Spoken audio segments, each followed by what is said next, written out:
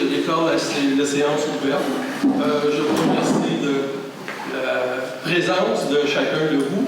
Je trouve qu'il y en a qui sont ennuyés pour pouvoir sortir, vous cherchez des sorties. Parce que ce n'est pas les plus extraordinaires comme sorties des séances du Conseil. Donc, je vais laisser la directrice générale vous lire l'ordre du jour. Alors, au point 1, ouverture de la séance. Au point 2, lecture et adoption de l'ordre du jour. Point 3, adoption du règlement numéro 336-04-2021. 5, mais sur la gestion contractuelle remplaçant et abrogeant le règlement numéro 316-04-2019. Résolution. Alors, 4.1, résolution sur les actions à prendre visant le parc du Montford. 4.2, contrat d'apprentissage pour classer la série rue. 4.3, signature en tant que premier répondant avec la municipalité de Saint-Louis-Brampton. 4.4, mandat, firme externe de services de voirie. 4.5, mandat au procureur de la municipalité pour la gestion de griefs. Au point 5, période de discussion et questions. Et au point 6, levée de la séance. OK. On pourrait retirer les points 4.2 et 4.4. Après la discussion hier sur ces dossiers-là, on a décidé de les reporter parce qu'on n'est pas assez... on n'a pas assez statué sur ces points-là pour pouvoir prendre des décisions. Vous parlez de 4.1, 4.1, 4.2 et 4.4. vous avez l'ordre du jour avec les publiés. Oui, mais on retire ces points-là, on peut les retirer. Est-ce qu'on a le droit de changer l'ordre du jour quand le conseil n'est pas au complet présent?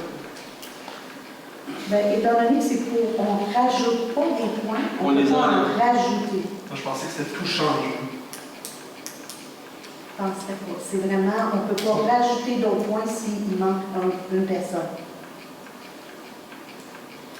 Puis de toute façon, on n'est pas capable de prendre des décisions avec les informations que l'on a de présenter. Fait que, est-ce que... communiquer de façon transparente, j'imagine quand même, là, je pense que c'est déplacé en fonction de l'ordre du jour qui est présenté. Vous modifiez l'ordre du jour sans réalité. OK. Oui. Que quelqu'un propose un ordre du jour? Est-ce qu'on peut quand même discuter sans prendre position de certains points s'il y a des citoyens, même si c'est une spéciale, mais c'est pas, je pense que c'est peut-être bon de rappeler ce soir que c'est une spéciale, c'est une session extraordinaire, c'est pas une séance de conseil normale, donc on ne peut pas développer des sujets qui sont proposés. Je pense que c'est ça le... Mais est-ce que, des fois, s'il y a quelqu'un qui a une question sur un des sujets, ce n'est pas des grosses résolutions, là, les sujets qu'on enlève. C'était juste une question de ma part, là, en voulant dire... Moi, ça ne me dérange pas de les enlever parce que c'est vrai qu'on n'a pas de résolution à faire ce soir sur ces points-là. Il n'y a rien à décider. Si quelqu'un a une question ou non. Juste un minimum d'information. OK. Parce qu'on est Regardez, on va les laisser là, puis on passe par-dessus, on ne fera pas de résolution. On votera contre la résolution. Il n'y a juste pas de résolution qui en sortir. OK. Donc, quelqu'un propose l'ordre du jour? Monsieur Côté. Avec les 3 points. Pardon? Avec les 3 points. Non, avec les 3 points, c'est ça. Tel qu'il est présenté. Merci. J'ai pas vu. Monsieur Côté. Donc, on passe au règlement numéro 336-05-2021 sur la gestion contractuelle remplaçant et abrogeant le règlement numéro 316-04-2019. Donc, le règlement reste tel qu'il a été présenté lorsqu'on a fait l'avis de motion. Ce qui a été ajouté dedans, c'est les mesures favorisant les biens et les services québécois ainsi que les fournisseurs, les assureurs et les entrepreneurs qui ont un établissement au Québec. Donc, dans le fond, c'est un règlement qui doit être adopté avant le 25 juin et remis au gouvernement avant le 25 juin, qui nous demande, dans le fond, de mettre dans notre règlement que c'est une priorité numéro 1 que d'acheter au Québec avant d'acheter à l'extérieur. C'est tout ce qu'ils nous ont demandé de mettre dedans.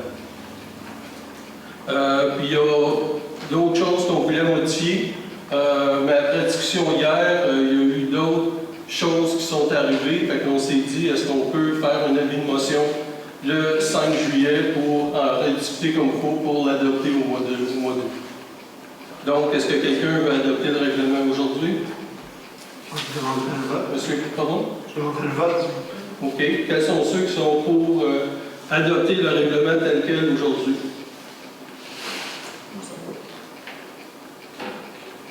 Quatre. Ceux qui sont contre? Un.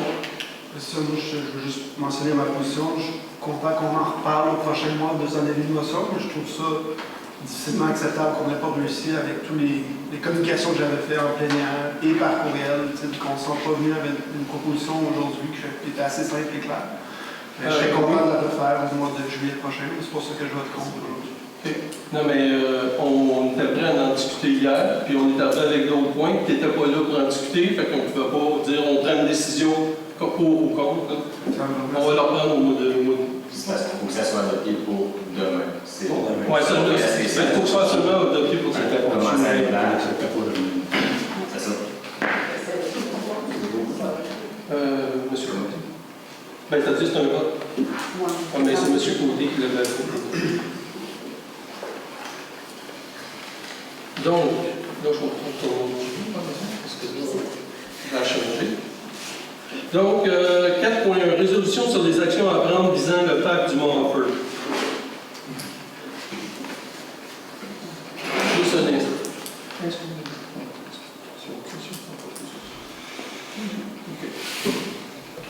Donc, pourquoi qu'on a mis le point là, qu'on n'en est pas arrivé à une conclusion hier? On n'était pas tout le conseil, puis on est encore indécis sur la position à prendre.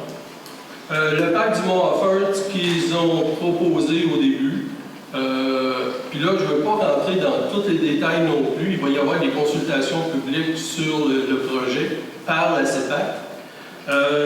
Par contre, on leur a proposé des choses, ils nous ont dit qu'ils regardaient certaines avenues, puis nous, ben, on y va en contrepartie aussi. Fait que c'est pour ça qu'on regarde ce qu'on peut faire. Il y a le parc du Mont-Offord, il part de la 220, donc à partir dans le fond de Eastman, puis il monte jusqu'à au-dessus du mont du lac Miller. Ça va dans le fond passer le chemin Flodden, etc. Puis là, ben, il voulait faire une entrée par le chemin du lac Miller pour aller rejoindre la Loup, qui est le sentier d'à peu près 8 km qu'il va y avoir là, au-dessus du lac Miller. Ce qu'on leur a proposé, étant donné que le chemin du lac Miller est trop petit pour avoir autant de circulation, qui n'est pas fait pour recevoir autant de circulation non plus, parce que c'est un chemin un cul-de-sac, puis il n'y a pas beaucoup de circulation, on leur a proposé de passer par le chemin Flodden. Sauf ce qui est arrivé, c'est que par le chemin Flodden, il manque à peu près un 300 mètres. Le chemin Flodden arrête et il reste 300 mètres pour se rendre jusqu'au parc du Mont-Offord. Donc, ils sont allés voir les deux propriétaires qui sont au bout du chemin pour voir s'ils sont prêts à vendre une partie du terrain pour qu'ils puissent faire le chemin jusqu'au parc. Les propriétaires n'étaient pas d'accord. Donc, ce qu'ils nous ont proposé, est-ce qu'on est prêt, la municipalité, à faire de l'expropriation pour le chemin? Donc, exproprier peut-être un 10 mètres sur chacun des terrains, sur 300 pieds. Donc, on ne touchera pas à toutes les terres, on ne veut pas toutes les terres. C'est juste une partie, juste le milieu pour qu'ils puissent faire un chemin et ça rentre jusqu'au parc. On n'est pas arrivé, on n'a pas été capable de prendre la décision encore, est-ce qu'on le fait ou est-ce qu'on ne le fait pas. Donc, c'est pour ça qu'on va en reparler et revenir avec ça. L'autre point qu'il nous demandait, c'est que moi, quand j'ai écrit au ministre pour dire le lac Larouche, ils ont demandé ils voulaient le reprendre. Bombardier leur avait dit non. Là, j'ai écrit au ministre pour leur dire, est-ce que vous pouvez travailler pour reprendre le lac Larouche, puis faire toutes vos activités nautiques là, tout sera concentré là avec le camping qu'ils veulent construire, puis ça ne dérangerait pas personne. Ils pourraient laisser tous nos lacs tranquilles parce que ça peut devenir problématique s'ils vont se promener sur tous les lacs, le lac Bray, le lac Miller et le lac Brompton. Donc, ils sont retournés voir la Fondation Bombardier, puis c'est une fin de non-recevoir. Moi, j'aurais dit, si On veut protéger le lac Miller, qui est un tout petit lac que les gens viennent se promener. Est-ce que puis aussi pour les résidents qui puissent se promener autour du lac avec leurs chiens, comme on fait depuis des années et des années. J'ai demandé est-ce que le parc pouvait donner 100 mètres tout le tour de la rive, donc au bout du lac, à la municipalité. Ils sont prêts à nous donner 30 mètres. Donc, puis c'est la municipalité qui s'occuperait de l'entretien. Puis ça, on pourrait le faire par l'entremise de l'association du lac Miller, comme on le fait là, au lac Brompton avec l'association de la protection du lac Brompton. Donc, c'est là qu'on en est rendu. On regarde là, est-ce que oui, la municipalité est prête à prendre ce terrain-là et l'entretenir, etc. Donc, c'est ça là, qu'on avait discuté et qu'on a à prendre position parce qu'il faut qu'on dise à la CEPAC, oui, on est prête à faire le chemin. Puis, suite à ça, là, ils vont nous revenir à dire oui, c'est correct, on embarque là-dedans ou pas. Fait que même si on prend une décision, qu'on fait une résolution, ça ne veut pas dire que ça va se faire. Ils ont besoin de savoir si déjà on veut faire un effort d'un bord pour pouvoir continuer à faire autre chose après. Fait que c'est là qu'on en est dans ce point-là. Est-ce que vous en discutez? Non, c'est de la période de questions seulement. Je peux peut-être juste rajouter un petit point là, sur les consultations publiques. Ça peut peut-être piquer la curiosité. C'est quand les consultations? Que je crois que c'est prévu pour 2022. Donc, c'était supposé d'être 2020 à l'automne, pandémie. 2021, trop rapide finalement. Fait que c'est vraiment 2022 qu'il va y avoir des consultations publiques, que les gens vont pouvoir aller s'exprimer puis exprimer leurs contraintes, qu'est-ce qu'ils ne sont pas d'accord avec le projet qu'ils vont présenter. Donc, ça serait prévu pour 2022. Dans le fond, les gens vont pouvoir présenter aussi des mémoires, dans le sens de dire le pourquoi du comment. Je sais qu'en fin de compte, tout le monde aimerait bien que ça soit au lac Larouche.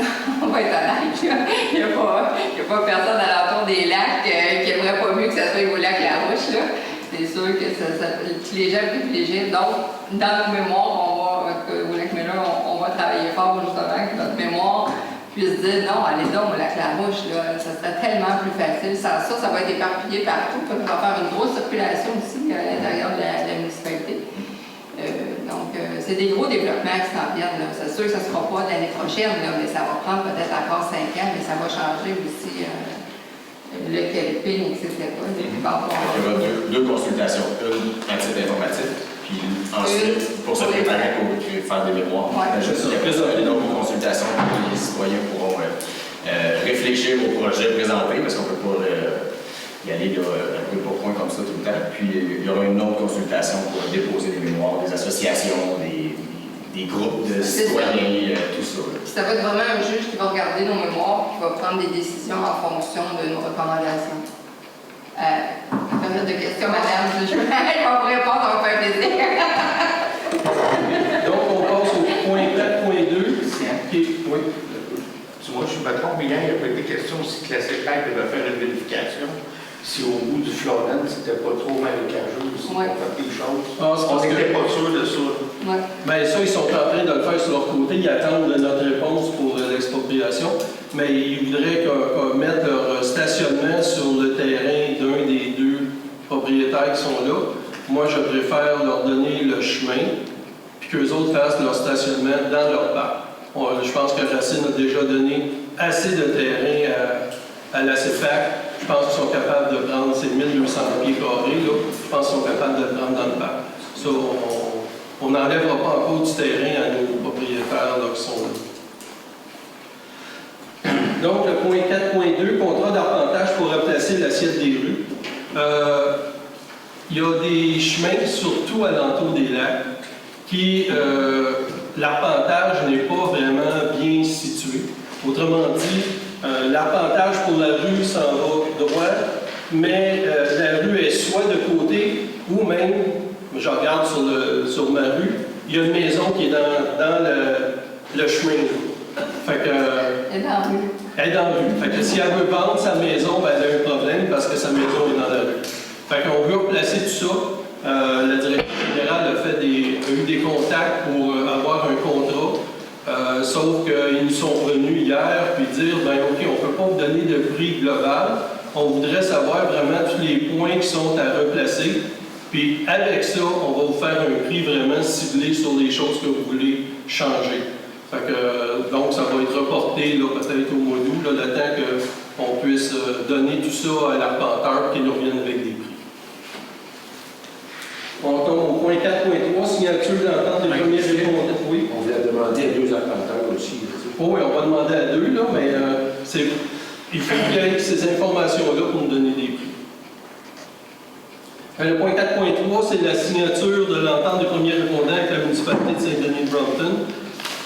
L'entente des premiers répondants finissait le 31 décembre 2020. Donc, à la fin de l'année, on a commencé des négociations. Je me suis assis avec le chef des pompiers qui était là dans le temps, qui était d'accord à reconduire l'entente à peu près comme on l'avait. Quand on est venu pour signer, il avait quitté, c'était un autre chef par intérim qui était là. On a commencé à négocier. On avait une entente. Quand on est venu pour signer, ils ont changé de chef de pompier. C'est encore un par intérim. Puis quand c'était prêt, bien là, c'est un nouveau chef qui, lui, ne veut plus aller dans ce sens-là du tout. Donc, il a fallu qu'on prenne une décision. L'entente, maintenant, ne se fera plus par, comme on dit dans le médical, par acte. Donc, soit par, à chaque fois qu'ils viennent sur un appel, par sortie. Donc, c'est un forfaitaire. La couverture reste la même, mais ça va être un montant forfaitaire. Donc, la couverture, c'est quoi? C'est dans tout racine, s'il y a une crise cardiaque, quelqu'un a une crise cardiaque ou un choc anaphylactique, les premiers répondants de Saint-Denis-Brompton sortent en même temps que les ambulanciers. Puis ils s'en vont, peu importe où dans racine.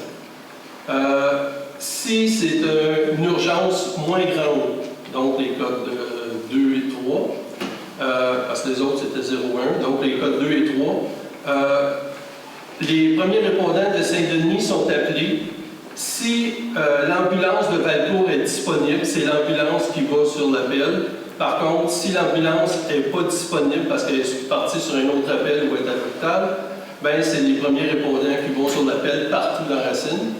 Puis aussi, à chaque fois qu'il va y avoir un accident sur la route 222 entre Saint-Denis-Brompton et la côte du lac Carouche, c'est les premiers répondants de Saint-Denis qui vont sortir pour aller sur ces appels-là. Donc, tout ça, ils nous ont fait ça sur un prix forfaitaire de 10 000 $ par année. Puis l'entente, là, on va la faire au prorata, donc on va la commencer au 1er juillet. Donc, cette année, ça va nous coûter 5 000 $, pour du 1er juillet jusqu'au 31 décembre 2021. Et par la suite, ça va se renouveler automatiquement à tous les ans, à moins qu'on fasse une demande de cancellation au moins 60 jours à l'avance. Oui. J'ai une question. Pour mettre en perspective ce montant-là, de combien notre paiement à la régie avait diminué de la dépasser à cette année? Juste pour me remémorer de la régie des incendies. Ben, ça n'a aucun rapport, mais ça l'avait baissé de... la régie, on était à 181, puis on est passé à 137, je crois. C'est juste pour refléter un peu l'économie qu'on a fait, un des niveaux de service d'urgence. Parce qu'il y a 2 points que je voulais mentionner sur ce point-là. Le premier, pour une oreille novice, comme moi, j'aurais assumé que ces genres de services-là sont fournis par le gouvernement. C'est que ça allait de soi que quand on a un accident, l'ambulance arrive. C'est intéressant de savoir que c'est un choix que la municipalité fait pour rajouter une couche de protection puis de service aux citoyens en offrant ce service-là qui est dans le but de sauver des vies. Ça, c'est la première chose. La deuxième chose, c'est que on n'a pas vraiment le choix de négocier avec plein de fournisseurs. Il y a Saint-Denis-Brompton qui offre le service, puis sauf erreur, notre régie d'incendie s'est sortie de ce service-là. Non, c'est pas sorti, il n'a jamais offert de ça. Il n'a jamais offert ce service. Donc, on n'a pas plein de monde à qui magasiner, puis le montant est dur à juger. Il faut qu'on se fasse cette proposition-là de 10 000 $. Puis, en tant que conseil, c'est dur de dire est-ce que c'est trop, c'est pas assez. Je pense qu'on optait vers le service aux citoyens puis de procurer cette couche de sécurité additionnelle. C'est par rapport aussi au risque élevé d'accident de la route entre Lac-la-Rouge et Saint-Denis. C'est aussi vraiment qu'il y a des gros accidents, mais c'est ça qui justifie la décision d'y aller, puis aussi parce que c'est une entente qui est renouvelable annuellement. Donc, si finalement on veut la changer ou quoi, parce qu'on trouve ça trop cher de la ligne, on va toujours la remodeler si on veut l'aider. OK. Puis, je vais faire un petit aparté. Oui, j'ai eu beaucoup de discussions avec la Régie des incendies à ce propos-là. J'allais demander si on ne pouvait pas avoir, nous aussi, les premiers répondants, comme Saint-Denis. Sauf que nous, nos pompiers, c'est tous des pompiers volontaires. Donc, il n'y en a aucun qui est permanent. Si on veut avoir des premiers répondants, il faut que les pompiers aient leur cours de premiers répondants et qu'ils soient permanents. Puis ça, ça va coûter beaucoup plus cher, ce qui fait qu'à la régie, ça va coûter beaucoup plus cher pour tout le monde. Puis c'est pour les 6 municipalités, c'est pas juste pour Racine. Donc, oui, là, ce qu'on essaye de faire à la régie, c'est d'essayer de voir avec Québec, est-ce qu'on est capable que les ambulances de Valcourt soient plus permanents, parce que là, ils sont sur appel, eux autres aussi, qu'ils soient permanents, comme les premiers répondants de Saint-Denis, et qu'il y en ait plus aussi, puis pour couvrir toute la région. Donc, c'est vers là qu'on s'en va, plus que de rajouter à la région. Fait que c'est un peu les discussions qu'on a eu beaucoup de discussions là-dessus. Donc, on continue. En proposant. On propose, oui, on propose. Ah oui, c'est vrai, c'est la résolution. C'est pas, parce que je pense que c'est pas tout tantôt, excusez-moi. On ne passe pas, lui, on le vote. Qui propose? Madame Denis. Il y en a une autre avant celui-là, c'est le mandat pour la firme externe de services en voirie. OK. Lorsque notre inspecteur en voirie s'est déclaré en maladie, ça fait peut-être presque un mois actuellement, on avait regardé, il est en maladie actuellement jusqu'au 8 août. On avait regardé est-ce qu'on peut engager une firme pour pouvoir remplacer notre inspecteur le temps qu'il soit en maladie. Puis on a essayé de trouver quelqu'un à la place parce que le conseil n'était pas encore prêt pour dire qu'on s'en va vers une firme. Ensuite, on a regardé pour une firme, mais les firmes spécialisées en voirie, il y en a pas. Il y en a pour tous les autres corps de métier qui ont des cours, etc., mais pour en voirie, il n'y en a pas. Puis là, ce qui arrive, c'est qu'on est rendu à la fin juin, les vacances s'en viennent, puis après ça, il revient. Donc, c'est un peu plus compliqué de dire qu'on va aller engager quelqu'un. Puis, c'est-à-dire de faire un affichage pour l'instant. Il faut dire qu'au canton de Valcourt, il y en a un inspecteur qui est là pour 4 municipalités, Lawrenceville, Sainte-Anne et Fonsecourt, et le canton. Puis il quitte au début juillet. Donc, il y a 4 autres municipalités qui n'ont pas d'inspecteur. Ils n'auront plus d'inspecteur en voirie. Ils ont fait un affichage, il n'y a pas eu personne. Ils sont dans le deuxième affichage. Fait que c'est pas un poste à temps plein. Fait que nous, si on veut un poste temporaire pour 5-6 semaines, je ne pense pas qu'on ait personne. Donc, on réarrange un peu les travaux qu'on est en train de faire pour essayer de remoduler tous les travaux puis essayer de faire le plus pressant en premier. Puis après ça, on verra comment est-ce qu'on va réorganiser. On y va aussi avec des contrats plutôt qu'avec nos employés pour certaines choses. Donc, pour ça, on attend au mois d'août qu'il puisse revenir. On passe au point suivant, mandat au procureur de la municipalité pour la gestion des griefs. À la municipalité, le syndicat a déposé 2 griefs. Puis là, il faut suivre le dossier, puis répondre aux syndicats, leur dire si on est d'accord ou pas, puis quelle est la suite des choses, etc. Donc, on a contacté notre avocat pour savoir quelle est la procédure pour ça.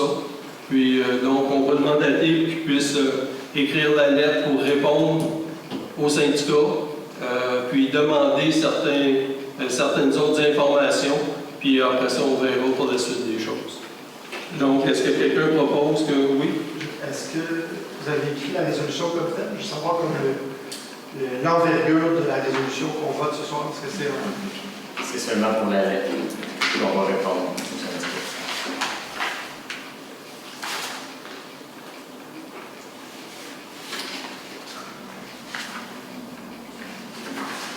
En fait, comme Nicolas, c'est qu'on veut qu'il réponde, lui, officiellement à la lettre, on ne lui demande pas autre chose, puis suite à ça, on va voir qu'est-ce qu'il y en est du grief, puis après ça, on va C'est ce que je comprends. Dans le fond, la résolution, là, c'est que il est proposé que la municipalité de Racine donne le mandat à son procureur de la firme Carin Lamarre de Sherbrooke afin de demander les renseignements nécessaires et d'expédier une réponse au syndicat. C'est ça la résolution. Dans le cadre de ces deux griefs. Oui. Ouais. Quelqu'un propose? Madame Denis? Donc, on est rendu à la période de questions.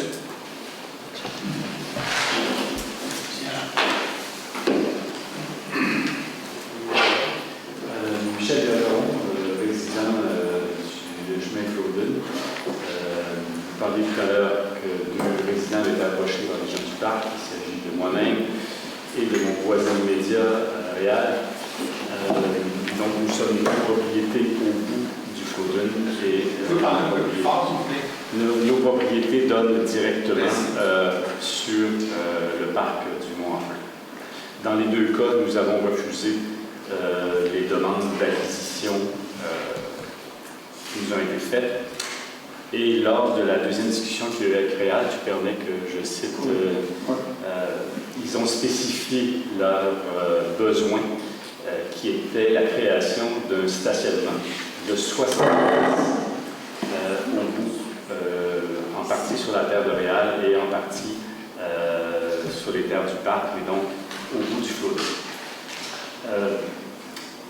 J'aimerais rappeler, comme Mme Denis disait, que ce n'est pas juste une petite expropriation pour donner accès au parc, puisqu'il faut bien comprendre qu'une fois qu'ils auront cet espace et cet accès, il y aura une capacité ensuite à développer toutes sortes de choses, comme la CEPAC est capable de le faire, et comme elle en a le mandat, et comme elle l'a déjà fait à plusieurs fois.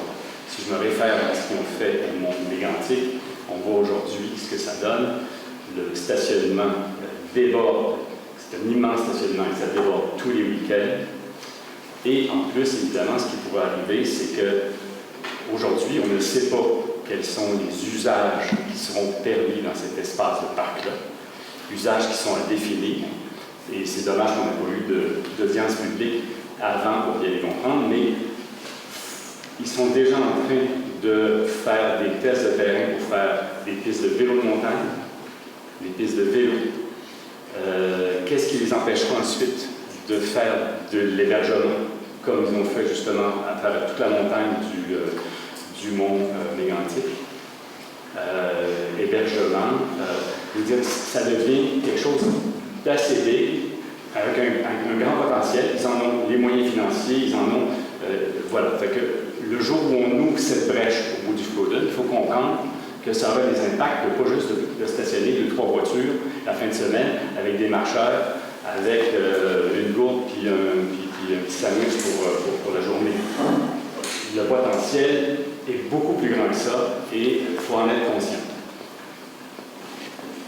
Donc, de se lancer là-dedans, j'aimerais que tout le monde réfléchisse effectivement à cette brèche qu'on peut ouvrir et qui pourrait se développer sur bien d'autres choses. Mont-Mégantic, vous irez voir ce qu'ils ont fait. Il y a maintenant des chalets partout dans la montagne. On a créé un deuxième accès de l'autre côté avec un camping le long de Marais. Et puis l'autre chose qu'il faut comprendre, c'est que ça n'a à peu près pas rajouté de valeur économique dans le village de Notre-Dame-des-Bois, dans le village de la Patrie. C'est deux villages qui ont à peu près le même volume économique aujourd'hui. Il n'y a pas plus d'activité, il y a des locaux vides. Et le fait d'avoir créé tant d'hébergements a finalement été nuisible à tous ceux qui s'étaient greffés, qui avaient fait des petits commerces à gauche à droite, d'auberges, de chambres d'hôtes, etc. Donc, bref, ce n'est pas une panacée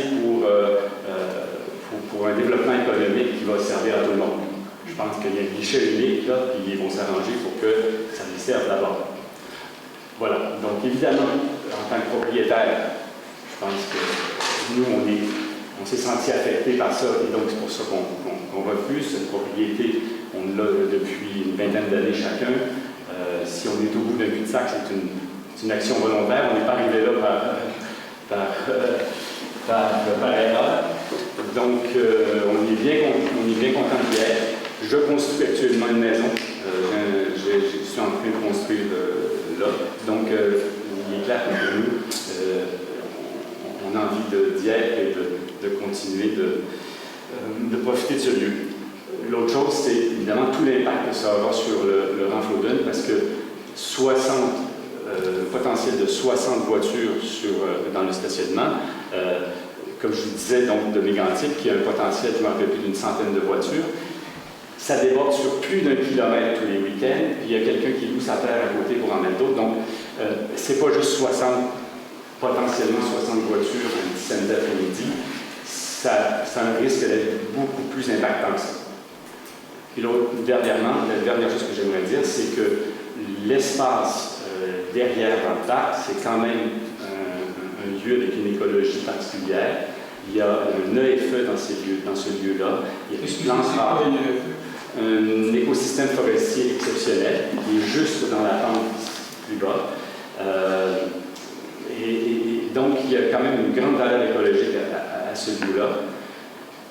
Le fait que le ministère actuellement des Forêts veut prendre ça et agrandir le parc et qu'il le passe à CEPAC, je pense qu'il y a un conflit dans la mission de préservation parce que là, on s'enligne vers plutôt de l'exploitation commerciale et donc je pense que ça contrevient aussi à la mission de conservation de l'extension du parc.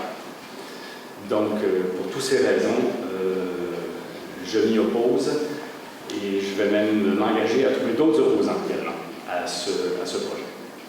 Voilà. Merci. On en prend note, ça va nous servir dans nos discussions. Puis n'oubliez pas de venir aux consultations publiques quand ils vont vous proposer le parc. Je vais compter sur vous. Parfait. Oui, madame. Quand Mme Denis, quand vous parlez du lac Larouche, est-ce que c'est.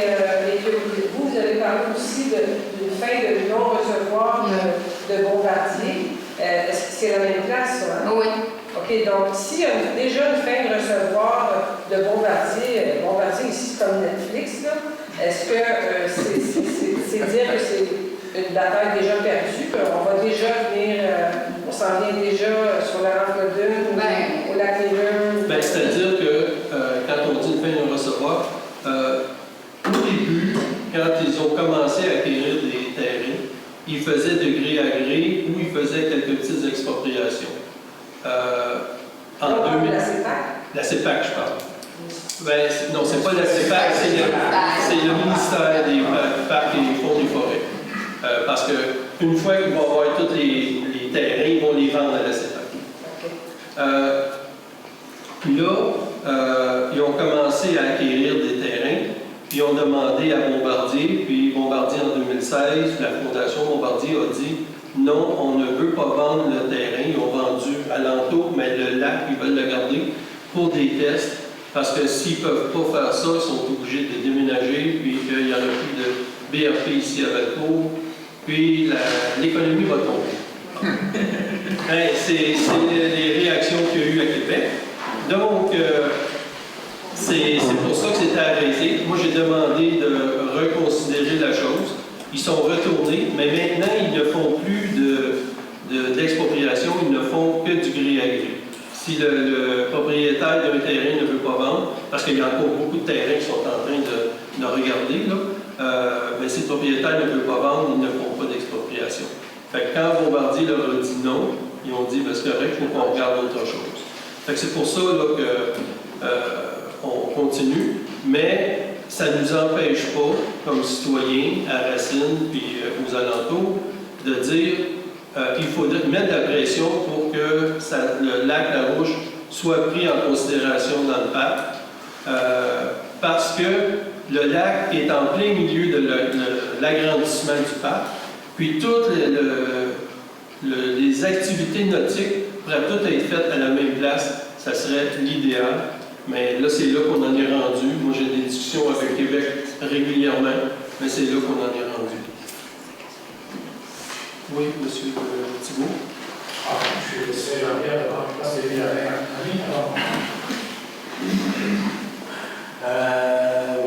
C'est en rapport justement avec l'approche de la municipalité par rapport au lac Larouche. Si je comprends bien, cela aurait uniquement pour effet de limiter les activités nautiques.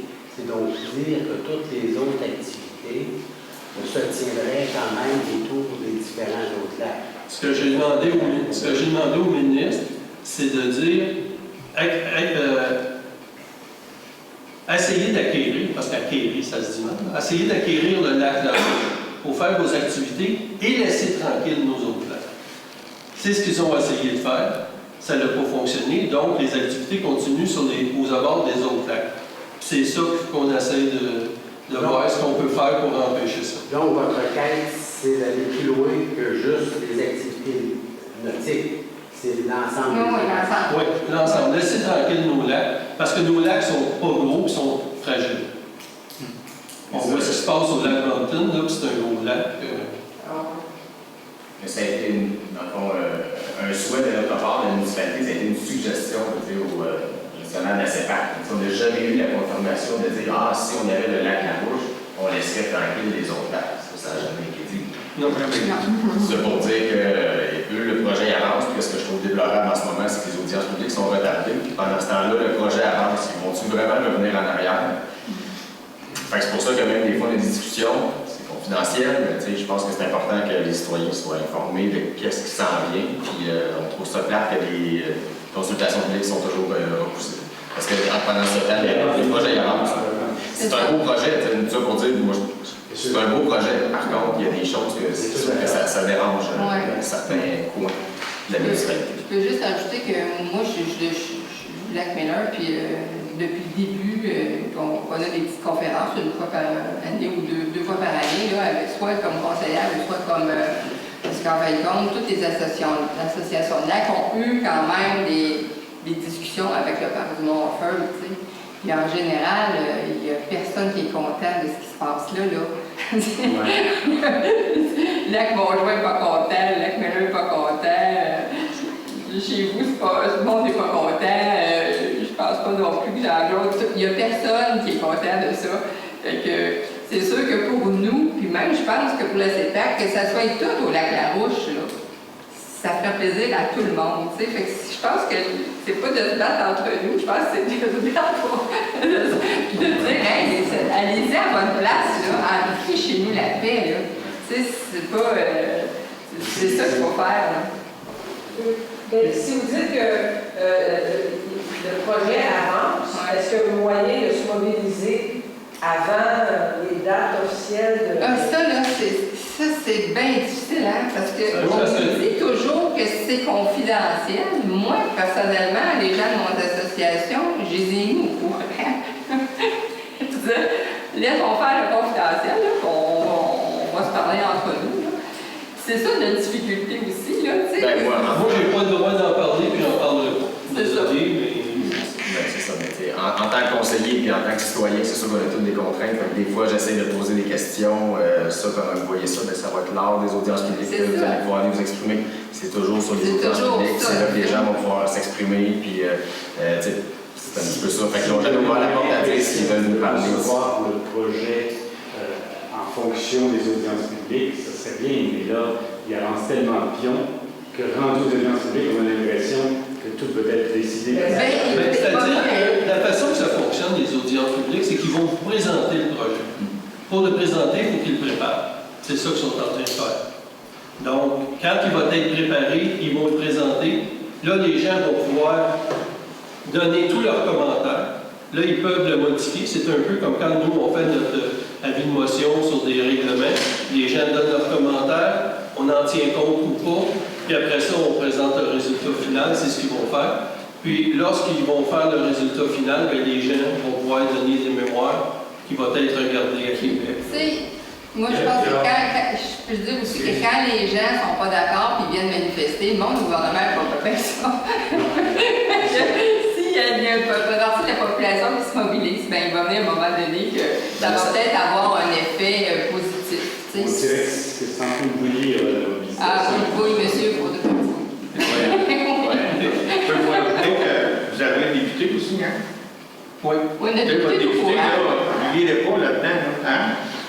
Tu sais, si vous voulez faire une petite pression, là, c'est pas mauvais. Est-ce qu'il peut y avoir une résolution officielle de la municipalité qui affiche sa position concernant... Pas encore. Non, pas encore. On ne peut pas faire ça. C'est confidentiel, je n'ai pas le droit de faire de résolution. C'est ça. Parce que ça n'a pas été présenté aux citoyens encore. Donc, ils nous présentent l'évolution de comment ça s'en va, puis des fois ils changent, tout ça. Fait qu'on ne peut pas faire de résolution pour savoir comment on s'en va. Mais je dois dire, par contre, ça fait un an et demi qu'on a des discussions avec eux. On a des rencontres une fois ou deux par année. Tu vois que le projet est évolutif quand même. Puis quand on a des suggestions, des contraintes, oui, ils nous écoutent. Vont-ils les suivre par la suite? Je ne sais pas. Même chose avec les audiences publiques quand ça va avoir lieu. Mais je dois dire quand même qu'on a une écoute de ce qu'on leur propose ou des contraintes qu'on leur soumet. Là. Puis le projet change aussi. Le vélo, il est-tu là? Finalement, il est là. C'est évolutif. J'ose espérer que ça ne sera pas définitif quand il va y avoir des audiences pour que les gens aient la possibilité de s'exprimer. OK. Là, on va passer. Je vais essayer de prendre la parole. non, c'est parce que. Non, mais ça prouve, ça suscite dans la population à la fois un très grand intérêt et une très grande inquiétude. Parce qu'il y a un vice de procédure au départ. C'est de s'arroger le droit de dire on va tout monter un plan, puis on va vous l'expliquer, vous réagirez, qu'on s'ajustera. Puis le vice de procédure, il est là. Ça serait tellement plus simple. Puis je ne sais pas si la municipalité peut leur suggérer fortement cette procédure-là, d'embarquer les gens qui sont plus directement touchés, je pense aux gens des lacs, les associations de lacs, mais vraiment les embarquer dans la discussion, d'embarquer les propriétaires qui sont directement touchés. Nous aussi, notre terre touche... qui fait que leur réflexion et la nôtre va être évolutive, il va pouvoir s'ajuster beaucoup plus que le choc qui va arriver quand ils vont déposer. Parce que c'est très clair. Tu sais, je veux juste terminer. Je la connais assez pas. J'ai travaillé il y a 35 ans au sujet d'Orford. C'est moi qui ai fait les pistes avec eux, les pistes de ski de fond. Et je déteste cette façon de procéder en vase clos, puis après ça, dire « Ah, le monde n'est jamais content. » Mais c'est sûr que le monde n'est jamais content, tu as oublié de les consulter. C'est une façon, une philosophie d'aménagement qui fait que moi, ça me semble justifier, tu sais, l'histoire du huis clos. C'est comme si vous n'étiez pas des représentants de citoyens à partager avec vos citoyens. Ça ne tient pas debout comme argument, ça. Fait que moi, je te cache pas, je vous cache pas, les gens du Conseil, que ça me semble justifié de votre part de dire, attends une minute, là, notre population attend de pouvoir s'embarquer dans la discussion. Ils ne tiennent pas à recevoir, v'là un plan, puis qu'est-ce que vous en pensez, puis d'être souvent pris à la gorge, parce qu'à ce moment-là, dans les consultations, il y a tellement d'informations, il y a tellement de points que ça nous est difficile de prendre une position sensée, réfléchie, qui n'est pas rien qu'émotionnelle. Là, en tout cas, c'est le point principal que je veux signaler.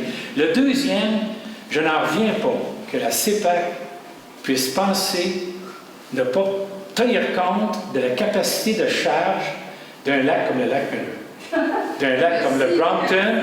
Non, mais Lorraine, je pense que ça, il faut le mettre ça d'en face. Il y a des biologistes là-dedans, ils savent ce que c'est une capacité de charge d'un plan d'eau. Voyons donc, ça me paraît tellement de ridicule profond que je ne comprends pas qu'ils ne s'embarquent pas eux-mêmes dans une démarche pour dire on va vous donner des trucs pour aller chercher la cloche. Puis je termine sur le dernier point. Je pense que la municipalité, avec les citoyens, on doit se monter une stratégie médiatique. Oups, ça c'est filmé, ça ne devrait pas. Donc, cote. J'y ai pas pensé. Non, mais c'est vrai. On s'est entendu qu'à l'heure actuelle, à ma petite expérience, la seule façon de faire bouger la Fondation, c'est les médias. C'est très clair. Et les médias, ça prend des leaders pour la partir.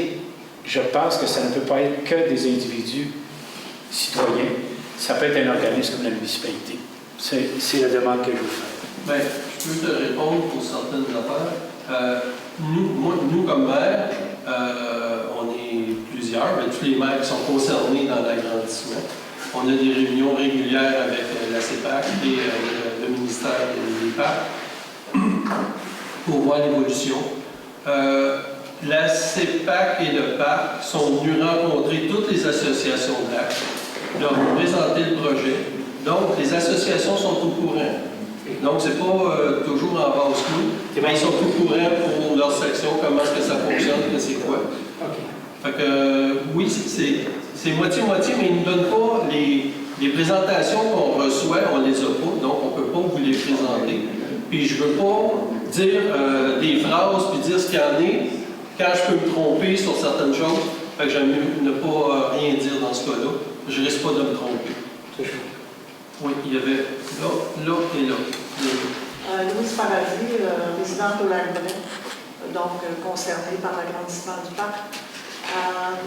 Tout en sachant que leur projet est évolutif, comment peut-on s'assurer qu'ils n'ont pas déjà commencé certains travaux en lien avec quelques-uns des points dont ils sont déjà certains? Ils ne peuvent pas commencer les travaux, ils ne sont pas propriétaires des terrains. Ils vont être propriétaires quand les mémoires vont être déposées, puis le juge va avoir fait sa décision. C'est là qu'ils vont devenir propriétaires. C'est qui ce juge-là? Ça fait deux fois que OK. Juste un instant après. Point d'ordre. C'est que. Après. Parce qu'il y a d'autres questions avant. C'est un point d'ordre. Donc, est-ce que vous avez fini? Oui. OK, madame, vous avez une question? OK. Ici. Ce projet a un nom quelque part. Il doit être répertorié avec un numéro. Il y a un projet, il y a un nom, il y a un numéro. L'agrandissement du parc du Mont-Offre. C'est tout ce qu'il y a. C'est à dire sur Google, tu vas voir la carte, c'est plus facile. Oui, parce que si on réfère à cet agrandissement, il y aura agrandissement numéro, projet numéro X, Y, Z. Moi, j'ai pas ça. Ben, tu mets agrandissement du parc du Mont-Offre, il y a plein de choses. La première affaire qui sort, c'est la carte au complet. Ouais. Okay. C'est quoi, ils prennent combien de pourcentage dans le territoire? 20 %? Dans notre territoire? Oui. Je le savais par cœur, je pense que c'est 40 mais c'est très gros ce qu'on a concédé, nous, à Racine. Le point d'ordre, c'est simplement de préciser que la CEPAC n'est pas propriétaire actuellement. C'est ça. Mais le ministère de l'Environnement a acquis des terrains sur lesquels ils peuvent déjà procéder à certaines interventions d'ordre physique et mécanique. De l'environnement? Oui, Ben, c'est comme le travail dans la carrière pour égaliser le terrain, tout ça, mais ils ne font pas le camping parce que c'est la CEPAC qui va faire le camping. C'est juste ça. OK. Donc, il faut des travaux. Donc, il y a des travaux qui se font. Peut-être pas par la CEPAC, mais il y a des travaux qui se font. Ça veut dire que la consultation, il y a non, mais je veux dire, comment je pourrais dire ça? Ils ne construiront pas de l'hébergement, ils ne construiront pas ces affaires-là. Ils ne font pas les sentiers tant qu'ils ne seront pas propriétaires.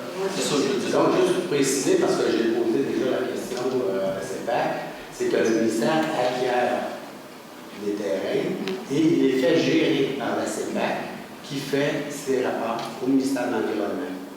Alors, il s'agit simplement de s'assurer qu'au moins le ministère de l'Environnement, dans ses travaux, respecte les normes municipales, provinciales, etc. Environnementales. Ils ne sont pas obligés, municipales. Ils ne sont pas obligés, les normes municipales ne sont pas obligées. C'est le gouvernement.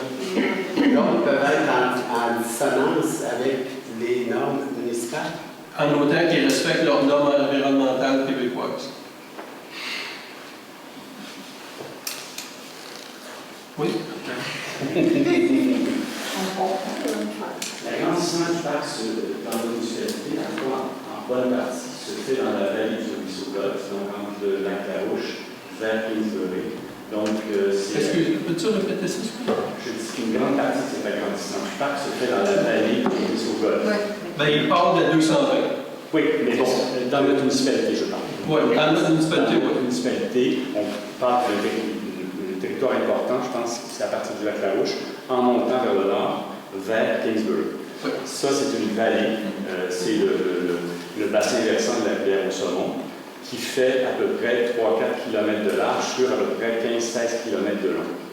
À peu près la moitié environ sera l'agrandissement du parc du Mont-Offord. C'est séparé au milieu avec la route de Catroux, Skidoo, la trans, je ne sais pas quoi, le c'est-à-dire la route de Skidoo est sur le côté du parc. Ouais, parce que de l'autre côté, ça va être un parc de conservation bien sûr. du ministère. Mais je veux dire, on a changé de vocal, mais pour accommoder les... Mais c'est pas dans l'agrandissement, c'est ça.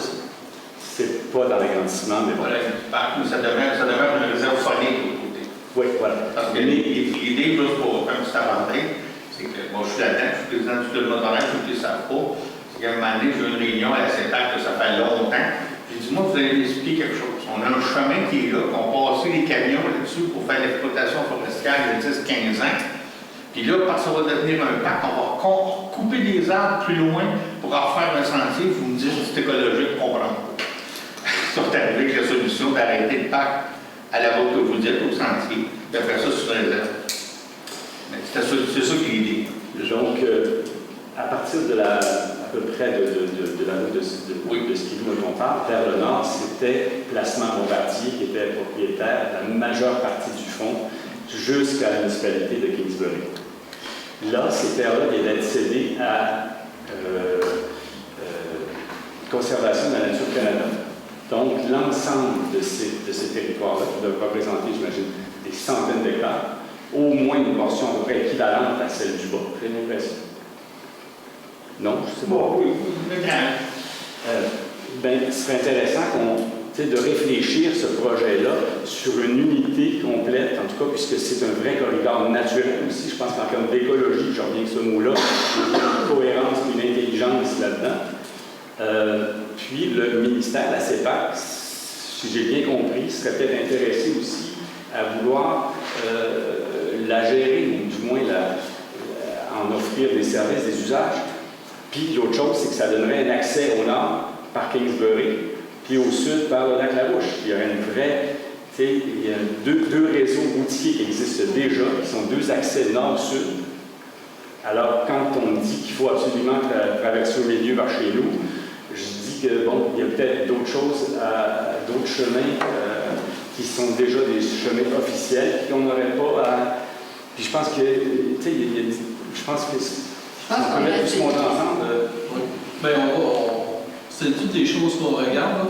Je sais que la réserve se rend beaucoup plus haut que l'agrandissement du parc. L'agrandissement du parc ne va pas jusqu'à Kingsbury, loin de là. Fait que c'est pour ça là, que le chemin naturel par Kingsbury, il se fait, ce qu'ils nous ont dit qu'il ne se faisait pas. Fait que c'est là qu'on est en train de regarder ça avec eux autres, mais on en prend en considération. Il y a chemin Champigny également, là où il y a déjà... Oui. Chemin Champigny, je pense qu'il était le Bedbourg, c'est ça? Le canton de Bedbourg, je pense.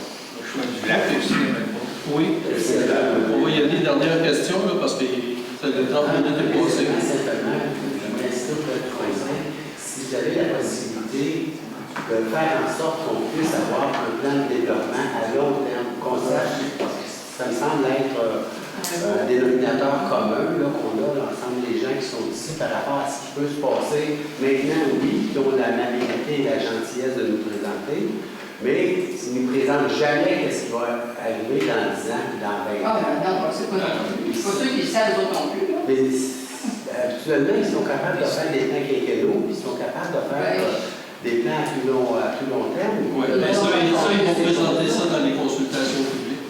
Nous, on n'a pas cette information. On n'a pas cette information-là. Nous non plus. Personne d'autre faisait remarquer tantôt. Ben, je pense qu'ils n'ont pas actuellement, fait qu'ils ne peuvent pas te présenter.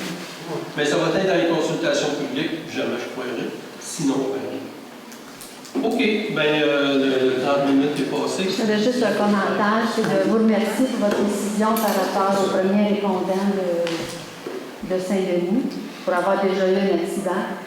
J'apprécie la sécurité des ici. Oui, merci. Il n'y a pas de sous pour ça.